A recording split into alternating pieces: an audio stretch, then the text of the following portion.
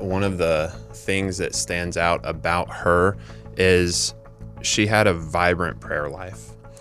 And I feel like there were different parts throughout the story where it was like getting a glimpse into her life that's hidden with Christ and God. When Darlene was 13, she was called to a life of missions. When she was 20, she married a veteran missionary. When she was 21, she went to Indonesia to spread the gospel among cannibalistic tribes. When she was 24, the Japanese invaded her island and she was put on house arrest and separated from her husband forever. When she was 25, she was sent to a Japanese labor camp. When she was 26, she was interrogated and tortured by the secret police. And when she was 28, she was sent back to the United States all alone and with almost no material possessions. And yet, despite all of her trials and losses, Darlene Deibler Rose kept telling everyone who would listen that her God's comfort outshined her sufferings, that His presence was more precious than her losses, and that His loving provision was as faithful as the rising and setting of the sun. On today's episode, we'll be taking a look at the book Evidence Not Seen, A Woman's Miraculous Faith in the Jungles of World War II by Darlene Deibler Rose. That's what's coming up. Here we go.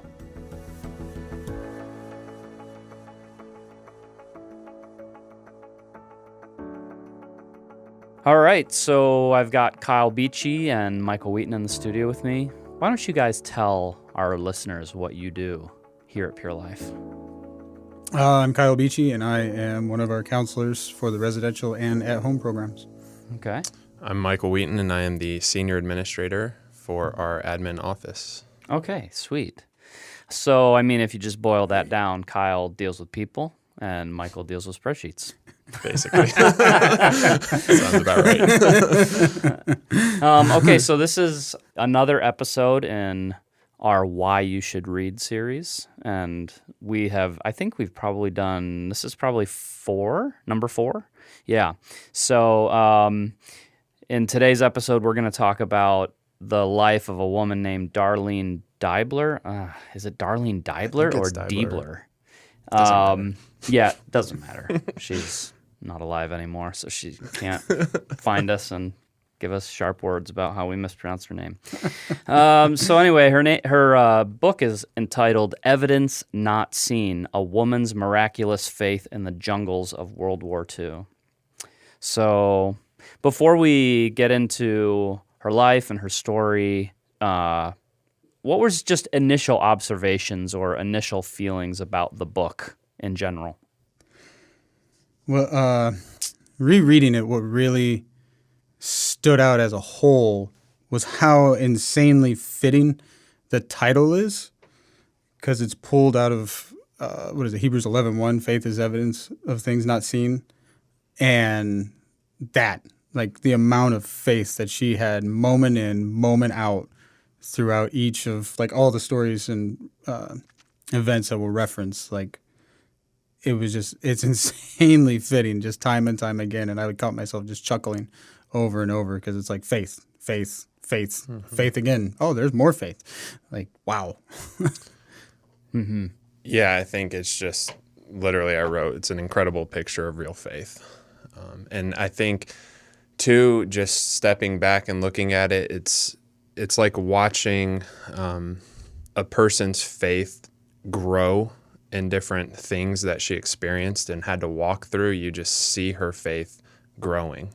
And I thought that was really, it was really well written and captivating and very vivid. Hmm. Yeah. Okay, yeah. So I know, Michael, you've told me in the past that you were not a reader. You hated reading. I mean, through your whole growing up. Despised it. Right, yeah. And then it wasn't until you came to Pure Life that you even really started to read. So for you, as someone who's not naturally a reader, what was it like to read this book? Well, I thoroughly enjoyed it. I found it hard to put down. Yeah, I think just from the get-go, it's very captivating. it's not one of those books that you get bogged down with just a bunch of information and details that is like, okay, I don't know like what to do with all this information I'm getting. I mean, it pretty much from the start, it just gets into a very, it's like watching a movie in your head. Is the way I describe it. Yeah. Okay. So yeah, for people who aren't like naturally readers, it's like no big deal. You should do it. I loved it. And Okay. I'm planning on rereading it again. Oh, wow. Yeah. Okay. Yeah, so one of the things that I recognized was that it's a little bit of a different story than some of the ones that we've done in the past. It's not a story of personal salvation. For those people who have listened to some of the other ones we've done a couple where it was the story of a person who, well, one guy was a Muslim, another guy was a Mormon, and they come to Christ themselves. And that's really the whole story, is like coming to Christ, their journey. But this is very different. This is just 8 years of this woman's life from the late 1930s through the end of the war in 1945, where she was in ministry in the New Guineas, and then she was put on house arrest because the Japanese took over Netherlands, New Guinea, and then she was taken to prison camp, and then she was taken to a secret police prison, and then eventually she was released. So it's just a little bit different, but man, talk about just, this thing is packed with stories of personal involvement with the Lord and His care and concern for her in her life. And I mean, it's just incredible. What did you think about her as a person as you were reading through it? Yeah, I mean, right off the bat, one of the things that stands out about her is she had a vibrant prayer life. And I feel like there were different parts throughout the story where it was like getting a glimpse into her life that's hidden with Christ and God.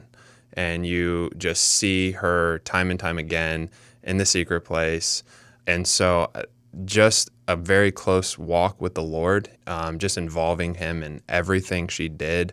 And another thing that really stood out was during her time in the prison camp was just her selflessness. And she gave herself to the needs of others, those around her, and just really took on their burdens, made them her own, not just providing counsel and encouragement, but also in prayer. And so just really a selfless person and someone who just really devoted and committed to the Lord. Yeah, right on the heels of that, in her selflessness, like she loved people. And throughout the book, it happened time and time again where when she got a sight of them as God saw them, she was just all in for them. She didn't blink. She didn't hesitate. She was just right in, like Michael was saying, filling needs, teaching, praying. What can I do for you? What can I do for you? What can I do for you? And something else that was an encouragement to me personally was like there's flashes of like a wee bit of, I guess, like we call it snarkiness in her. And that was an encouragement to me. Oh, yeah, she was kind of sassy at times. Yeah. Oh, my goodness. And that's encouraging to me because for so long, I just always saw like the biting, cutting people down nature behind that. But to see her passion for people and then like the sassiness that she had, it's like, oh no, like the Lord can sanctify this. Like I do need to repent where I need to repent. And when I am wrong, I need to like recognize that and own that. But as a whole, like the Lord can bring me out of this and like really do something. And so that was something that was always on my mind. Yeah, she seemed like she enjoyed a good practical joke. And yeah, just really enjoyed laughing. And that was pretty cool.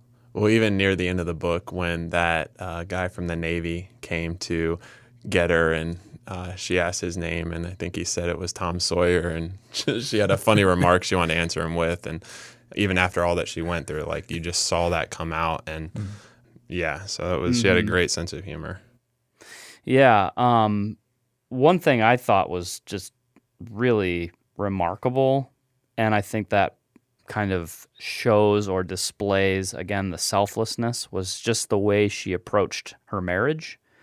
that she knew that marrying the man she did, his name was Russell Deibler, that she was going to spend long months without him because of his position as a missionary in the Christian Missionary Alliance. It seemed like as soon as they got married, he was 31, she was 19, I think, when they got married. And as soon as they got married, it seemed like he was gone. And he was gone for months. Just he was preaching and teaching and gathering support, and she just made the best of it. And then when they got over to the mission field, he was called to push into the interior of New Guinea to try to establish contact with some of these Stone Age cannibal tribes that they were called to. And it was just months away from him, And so I just thought, wow, this is such an otherworldly kind of perspective on what marriage is about. And I mean, we'll get into it a little bit later, but she was not with him very much in their marriage. And then eventually she never saw him again and found out that he had died. But it's just like, wow, that is amazing. Yeah, it's foreign to us today to go into a marriage like that. Even being recently married, it was easy for me to, read this and think, man, what a different mindset and understanding of what it means when the Lord calls you to something, and just going into it with total understanding of the sacrifices that may be asked of you. And, and she mentioned that if the Lord had shown her all of this up front, she doesn't know if she would have had the courage to step out and do this. But when she made that consecration to the Lord early on, when the Lord called her to be a missionary, she would refer back to that time and time again and remind her that, Lord, you called me and I told you I'd go wherever you sent me. And, when those times of separation would come, she would remind herself of that, and that would be a source of strength or encouragement to keep pressing. And then, even then, she would, okay, I'm supposed to be teaching. So she gave herself to that. This is what the Lord called me to. And I can sit here and worry about my husband and complain and all that, but it's like, no, the Lord's given me something to do, and she committed her husband to the Lord in prayer and just, okay, Lord, this is what you've called me to. I said yes, and I'm going to give myself to it. And just very different mindset from today. And that really did impact me and challenge me, just my level of commitment to the Lord and just the sacrifices that he may never ask, but if he did, to have that kind of heart. One thing that I really appreciated this, I think because I struggle in this area, but she saw the good in people. And I don't know, like, she's in one of those situations. She ends up in one of those situations where there's just a tremendous amount of suffering and evil and brutality and cruelty. And yet the way that she talked about people, it was obvious that she wasn't burying her head in the sand when it came to the way people are. But she also just had, I thought, a remarkable ability to see and to appreciate the good qualities that people had, even if they weren't believers. Yeah, I mean, that can be a struggle for me, I think as you're talking about that, the word that comes to mind is just childlike. I think of children, it's like, okay, when they look at people, they don't just tear them down and assume the worst and all of that. And like you said, she didn't just put her head in the sand. She would say, yeah, this, when speaking of the commander at the prison camp, she would talk about how evil he was and brutal.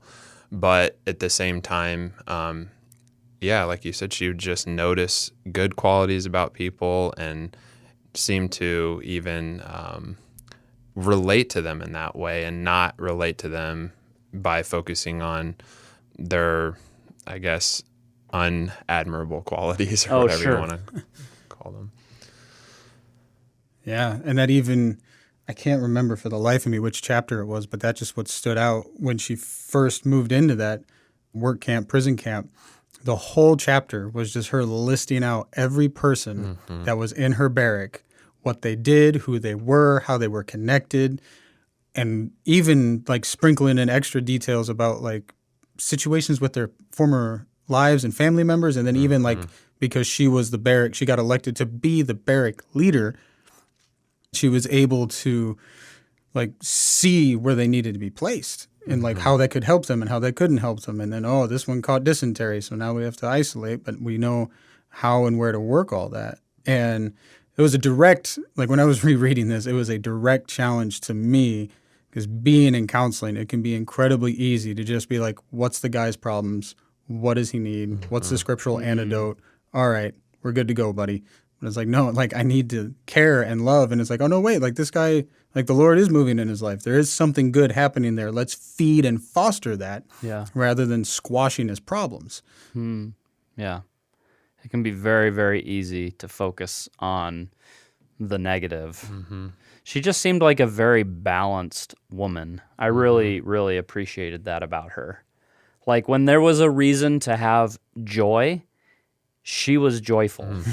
When there was a cause for sorrow, she would weep. She really did. She just, childlike is a good word. And she didn't get cynical.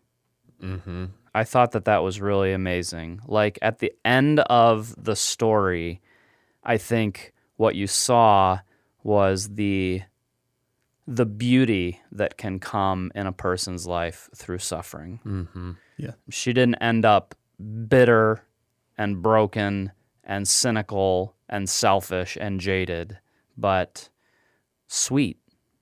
I mean, she already was like she seemed like a really beautiful person in general, but it just seemed like she only got sweeter. You know, that's how it came across to me.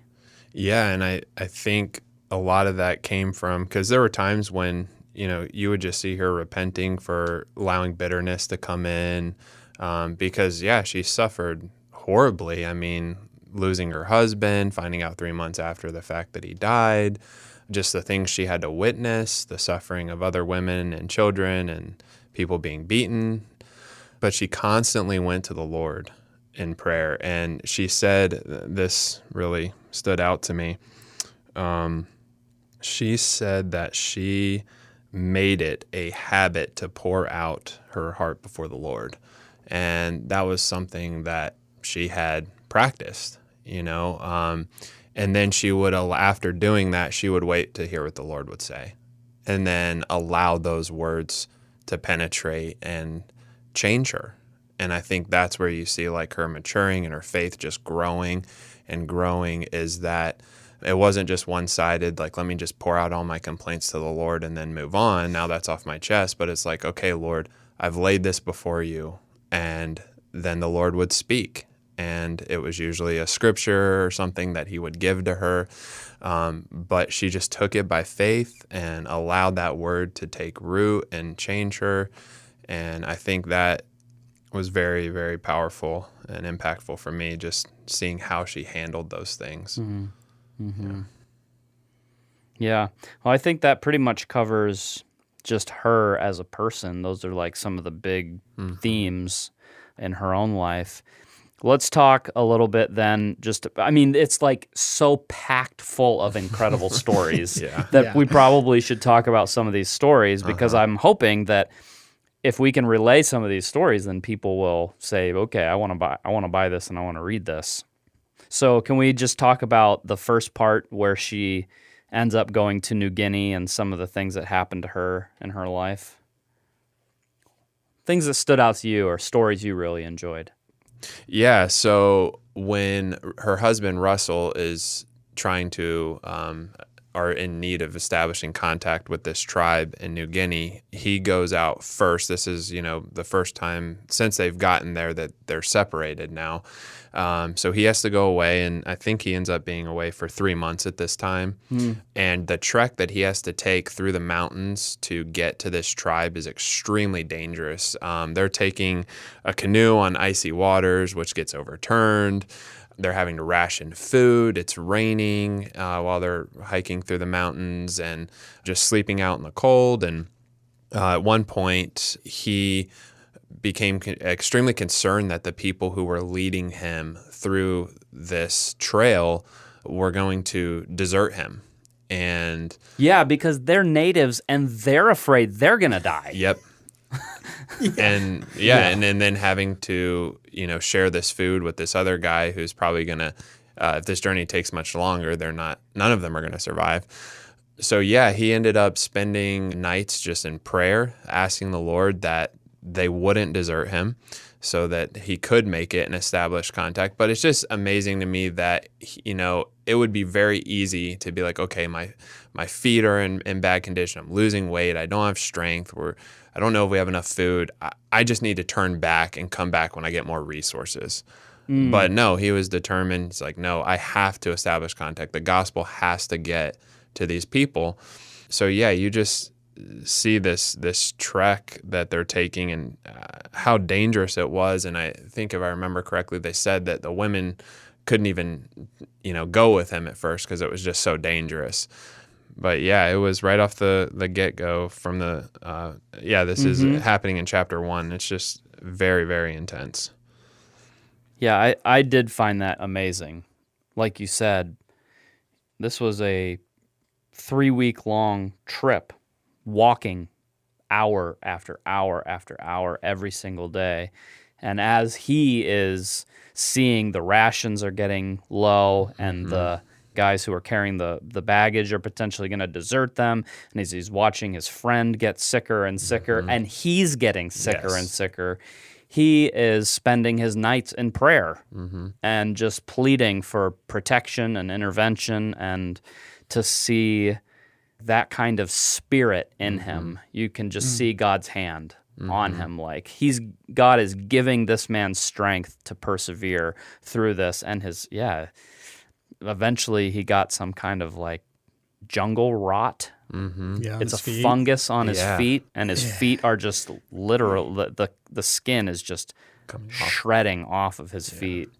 But he's just persevering because of that one thing. He's like, I am going out here to basically like plant a flag, in the colony of this tribe for Jesus.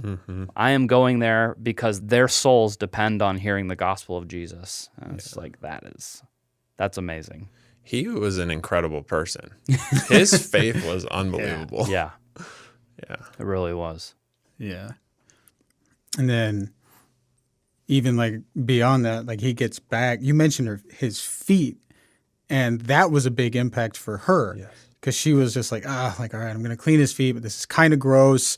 Bloody, pussy. Yeah, she was just like, all right, like I kind of got the feel that it was partially like out of duty at this point, but then I guess what would he have been, like their leader, that Dr. Jaffrey? Yeah.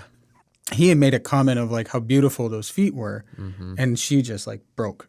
And just was, and she mentioned at the end of chapter 1, she was just like, these are beautiful feet, and she just got joy from cleaning those day after day until they were better. And like you said, it was just peeling all the stuff off, cleaning it, the blood, and just rewrap it. And then the next morning, it's just, it was filthy. But she got the joy of the Lord in that. Well, specifically, Dr. Jaffrey's, one of the leaders, would write articles for a Christian magazine. And he, after seeing Russell's feet and her cleaning them, he went back in his room and wrote an article about it, and then came back and shared that with Darlene. That's right. Yeah. That to the Lord they were beautiful because they were feet that were sharing the gospel. And that's really what impacted her. It was like, okay, if these feet are beautiful to the Lord because they're sharing the gospel, that changed her entire perspective on them, and they became beautiful to her.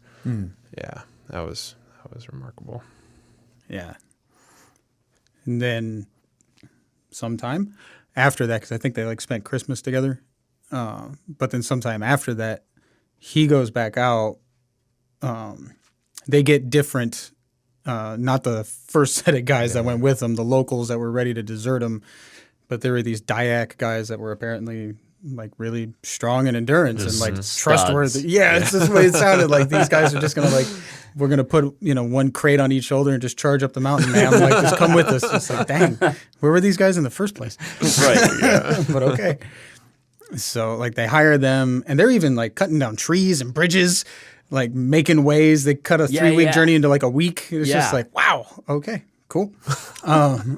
But so like he gets back and he starts getting the colony established with these Dayak guys, and their contract runs out, so they leave. But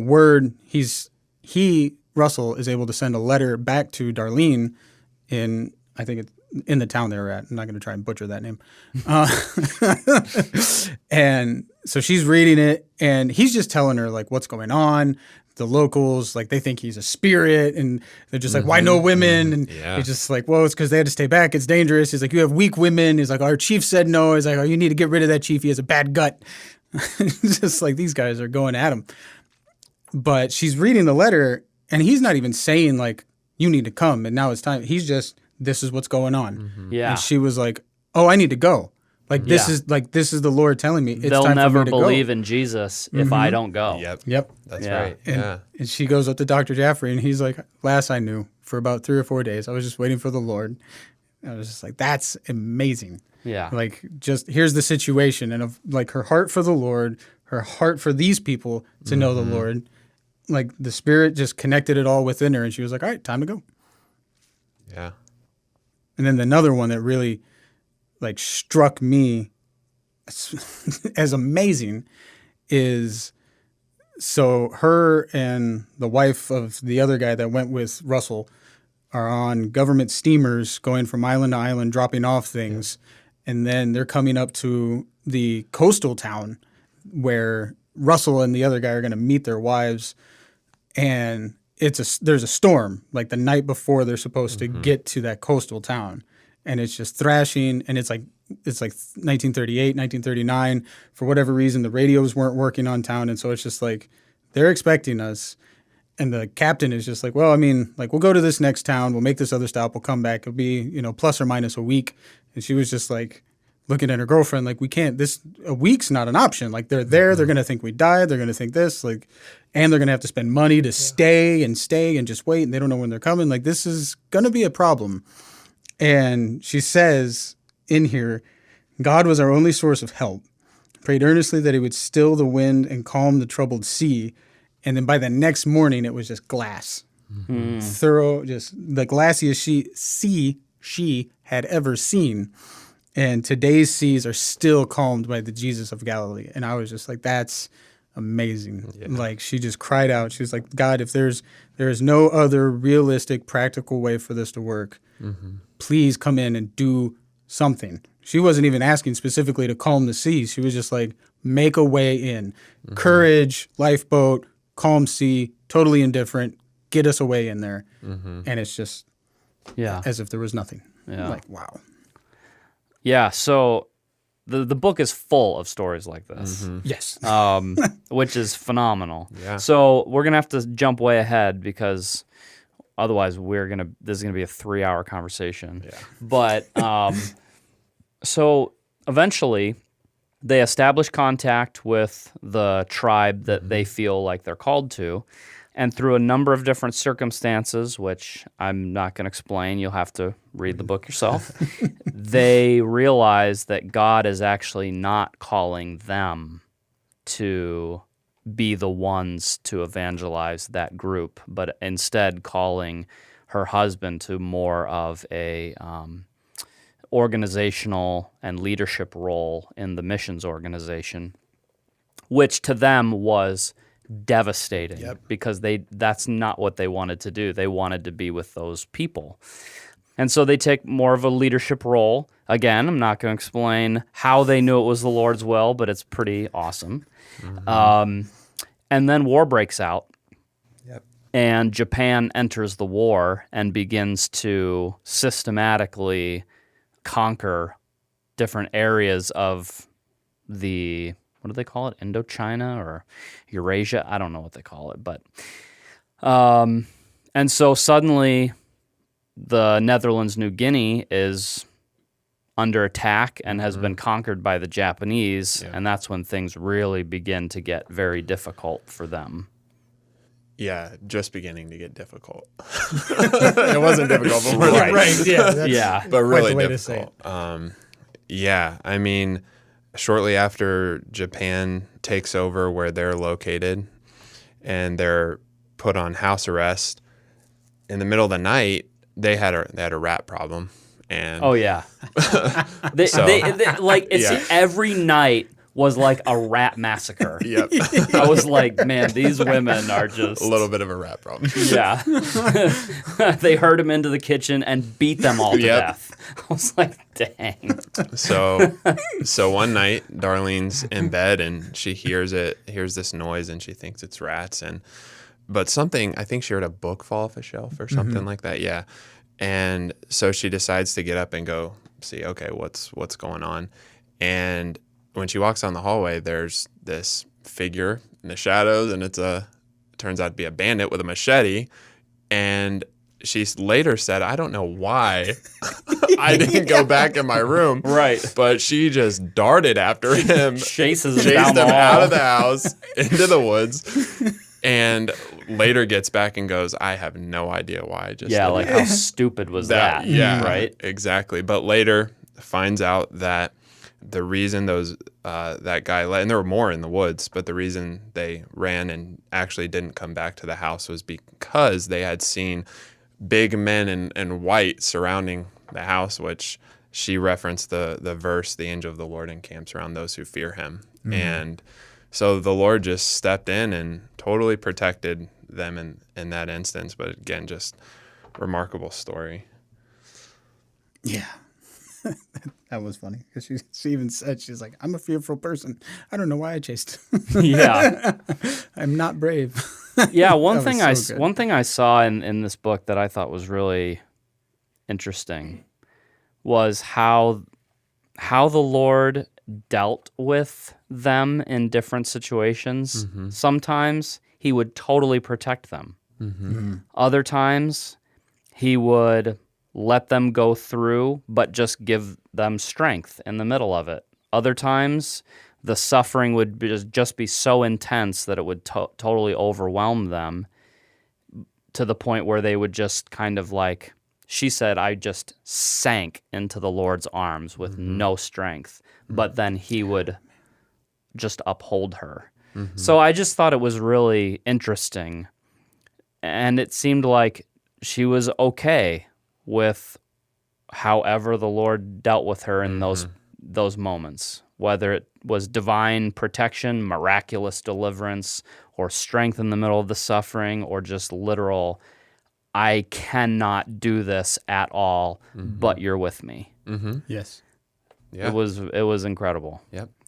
That was something that always kept coming back, because she always kept hanging on to the fact that, like, you are with me, God. And because, like, Russell had even said on the last time they had seen each other, when he got in the truck to go to the men's camp, he, like, leaned in and whispered, like, that exact verse, like, he'll never leave us nor forsake us. And that was something that, even, if I'm remembering right, even early on held him strong personally, like when they were going into, like, the interior of New Guinea.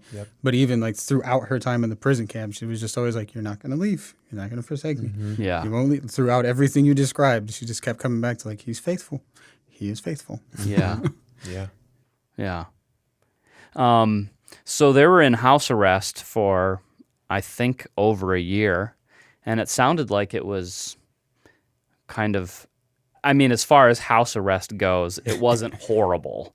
They didn't have a lot of food, and they had the rats, and they had danger from time to time, but they experienced a lot of really rich fellowship with one another, and it sounded like they were content. But eventually, they're herded up, and they're taken away to a prisoner of war camp. And then things ramp up even more. I mean, the place is a just cesspool of suffering. But yeah, we can talk a little bit about some of the things that she experienced there. What struck me again was how when she first gets there, she gets settled in, and they've got, what was it, like maybe 12 different barracks or something along those lines. She's in barrack 8, which is all of the immigrants are like non-locals, or at least a majority of them. And all of the barracks like elected leaders. And she was like, I don't even know why, but they picked me. Right. And she was like, maybe it's because of my youth or because of my, linguistic ability. But she's like, okay, whatever. And one of the first things she did is she was like, okay, we're going to do evening devotions. Like we're going to read the word and we're going to pray together every night, like before lights out when everything got shut down, right after evening roll call. And there would even be people from other barracks that would come and like partake in that and just like join them. And she even mentions like we started to have sweet fellowship of sufferings together. And it just flashed me right back to like what Paul talks about in Philippians 3:10, that I may know him in the fellowship of his sufferings. And like that's part of why she was able to like receive from the Lord in a way, because she just went right in, like we've been saying, like she just went right into the sufferings and walked right into it. And she's like, and oh, by the way, God's not forsaken me. And so I'm going to bring him into this situation so that all of you can see that he's not forsaken you. And there were even powerful believers in her particular barrack that she mentioned. Like just some of the women and older women just loved the Lord and cried out and poured out. Like it sounds like the Lord like really protected her in that way spiritually. Just like this is going to be difficult. This is going to be a very long, painful 8 years. And you don't see it coming, but like I think a year from there, roughly, she finds out her husband had been dead for 3 months, like you referenced earlier. But the whole time, like there was just like the fellowship of saints just encamped around her, and she was in like her heart to just like, all right, let's set up a time to meet corporately with the Lord daily, because that she knew that's what's going to keep us through however long this is. Yeah, I mean, there were times when they're there and the commander would come to the barracks and they wouldn't know why, but they would just call someone and take them away, and then they have to sit there and go, well, what's going on with this? Why'd that person get called out? And times when they'd witness people get beaten in front of them, or just they would hardly have any food. They were forced to work hard and long days, and the sleeping arrangements weren't great. And even during the time in the camp, there would be air raids at night where there'd be bombings, and they'd have to spend the night in trenches, and they'd be full of water from the rain and mud, and you're sleeping in a trench, with planes flying over, dropping bombs. And I mean, nightmare. Yeah, it really is. Like, this is a story of just a woman who put everything in God's hands. Like that's what we've been saying this whole time, but as we're talking about it again, it just reminds me, like, she put everything in God's hands, and she would constantly pray for the needs around her. And whether it was like a supernatural answer or just an answer that had a natural explanation, but was obviously an answer to prayer. Like I remember one time where they were just under so much stress because of the lack of food and the poor conditions and all of the work. And for whatever reason, the commander decided, hey, it's not good for these people to just always be working, so why don't we allow them to have some entertainment? Yes. And so they brought in a piano, and this Russian woman who was like a concert pianist started holding these concerts. And a number of women who were good singers, they would learn these Russian folk songs, and they would put on these concerts.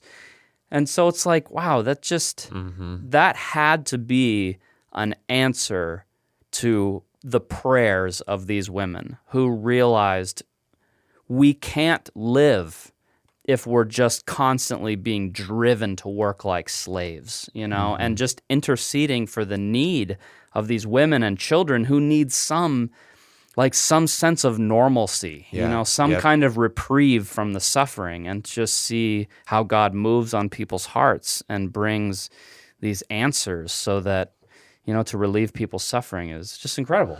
Well, I think something with that really stood out to me, and you kind of mentioned it earlier, was when there was an opportunity to be joyful, she was joyful. And I think in a situation like that, especially nowadays, it would be very easy to be cynical, like, oh, now we can, put on a concert and entertain. Yeah, but we're still in a prison camp. But she saw it as, wow, this is a gift from the Lord. He's basically saying, I'm here with you. I see you.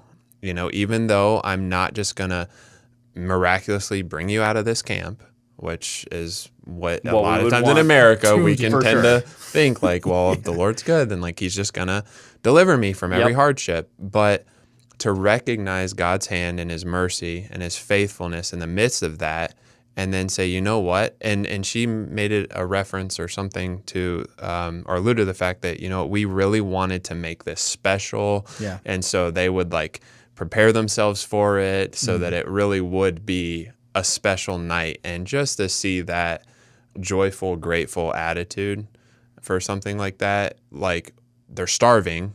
Yeah. A lot of them Full are of very disease. ill. Yeah. Yep. And Beaten. what a different spirit Yeah. to be in. Yeah, and even this account, and I don't want to ruin it because it's really powerful, comes on the heels of like when she finds out that her husband had died and that interaction she had with the commander. Like that is what really dumbfounded me, was just like she finds out her husband's dead. In short, an opportunity comes up for her to share the gospel with the commander. Yep. In the midst of finding out her husband's dead. And then, oh, by the way, like a month-ish maybe later, all of this, I think he called them, we need distractions, in the camp comes about. And like you were saying, Michael, they went all out for it. The women are like trading dresses. Does this fit you? Does this fit you? Hey, if you roll those sleeves up, you'll get the good puffy sleeves. And they just like they went all out for it. Like, we're going to have like a good time. Like, we're given a chance to, like you had said, normalcy and joy, like have a level of joy in our lives. And she, for her and the other powerful, faithful Christians, were no doubtedly thinking like the joy of the Lord is our strength. And so we need to like be practicing his joy in moments that we're given like this. And so let's just go all out, because surely, like you were saying, there's about 1,000 women in that camp. So surely the cynics were there and they needed something, right? They needed something. And so it's like, all right, this is what the Lord has given us. We're going to make the best of it, and it'll be a good time. That's a powerful testimony to those people too in the camp that weren't believers, for Oh, sure. my goodness. Yeah. Yeah. Man, there's like so much to talk about.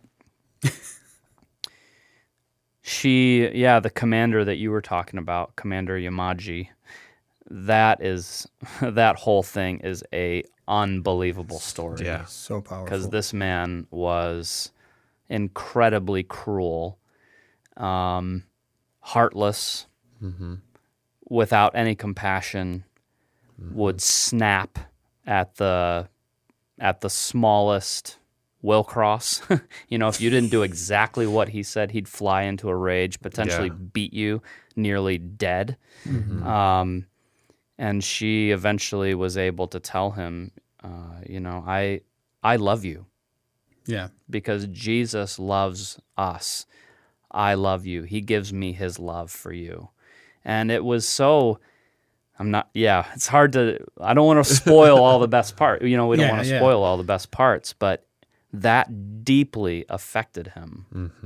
And that effect is shown in later parts of the book, but absolutely incredible. And then from there, I'm not sure exactly how long they were just in that one prison camp, but then from there, they are accused as being American spies, number of her and her friends, and they're taken to another prison, a worse prison, where they're tortured and beaten and interrogated, and subjected to just horrific things. But man, the constant care that the Lord...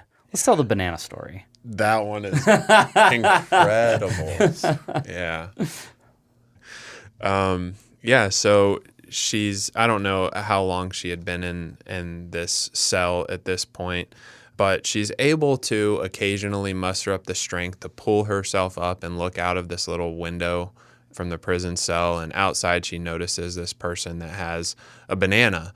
And she had been eating, or they had been giving her a bowl of rice with worms in it that flies would attack, and she'd have to kill the flies, and then eventually just started eating the worms with the rice. So that's what she's living off of, one bowl of that a day. And then she sees this banana and just says, Lord, what I would do for that banana. If you could give me just one banana, Lord, is that too much to ask for? And so she prays and just really asks the Lord, that he would give her a banana. And fast forward a little bit, there's this. She's totally doubting. That he can do it. Yeah, she doesn't. That's key. She does not think that the Lord could actually do this, even though she's witnessed him do other miraculous things. And so she hears these footsteps coming to her prison, and the guy ends up leaving her not just one banana, but 92 bananas. And then she's repenting to the Lord and saying, Lord, forgive me for doubting that you could do this. You didn't just give me one, you gave me 92 bananas. And so she was able to ration those out. And I think by the time she was to the last one is when she was leaving the prison. That's right. Mm-hmm. So that's just incredible. Yeah, I think one of the most powerful quotes that I read in the book was, we're condensing so much into so little time, but she was out of the secret police prison and back into the prison camp, and they had just gone through a series of, the camps were being bombed, and so the barracks where they stayed had all been burned. All of her personal possessions were gone, and she wrote this. There in the dark hours of that night, I walked into the sanctuary of my heart. The lamps, fed by the oil of the Spirit, were burning brightly. My precious Lord, I have come to worship and adore you. This has been a day like no other I have ever known. Today has marked the final stripping away of every transient treasure I possessed. I have nothing but this dirty, faded, blue-gray work suit, but never have I felt so privileged, so blessed, or so rich. And, that one thing that's really obvious in this book, she doesn't take any credit for any of this. She never once talks about how strong her faith was and how powerful she was. Never. If anything, she just constantly talks about her need, her deep neediness, and that she can't handle this, and she's overwhelmed by that, and she's, I don't want to say collapsing. She's not. She never totally goes into despair, but she never paints the picture of herself being this incredible Christian, just paints the picture of how faithful Jesus is, that in her moments of deepest need, the presence of the Lord was there to meet that need and to fill her with his presence, that it was always, always, always just Jesus. And that's why she loved him so much. Mm-hmm. Yeah.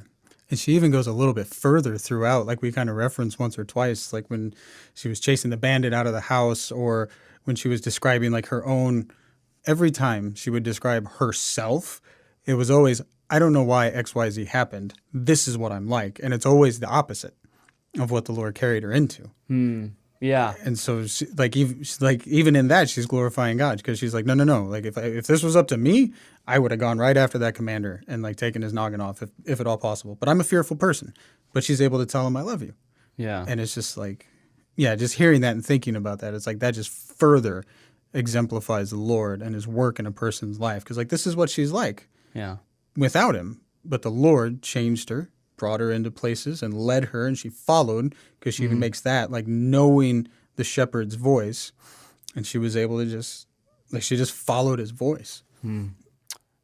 You got one more thing? For what it's worth, I mean, just hearing all of this, I was trying to jot down, okay, what are some themes of this story of her life and time in this 8-year span of her life? And things that came to mind were more than conqueror through Christ who loved her, God's strength perfected in weakness, protection and refuge in the presence of God, sacrifice and suffering, faith is the victory. Well, I hope that this testimony has really boosted your faith. I know that that would make Darlene very happy because that's why she wrote this book. In the preface, she said that she wrote this book so that her sons would know that God's arm had never lost its ancient power. In other words, she wanted them to see that the God who had done such wonderful things for her would do the same things in their lives. And so if you're going through a difficult season, trials, sufferings, losses, this book is intended to show just how sufficient God is for all of our needs, no matter what. And that if we simply follow Him and trust Him and give everything into His hands, He is more than able to provide all of our needs and to do abundantly more than we could ever ask, think, or imagine. So please, go buy this book, Evidence Not Seen by Darlene Deibler Rose, and enjoy. That's it for this episode. We'll see you next time. Purity for Life is a production of Pure Life Ministries. For over 30 years, Pure Life Ministries has been the go-to for those whose lives have been devastated by sexual sin. Visit us on the web for more information about our life-changing counseling programs and powerful teaching materials. Also check out our video clips of men and women whose lives have been radically transformed. All that and more at purelifeministries.org.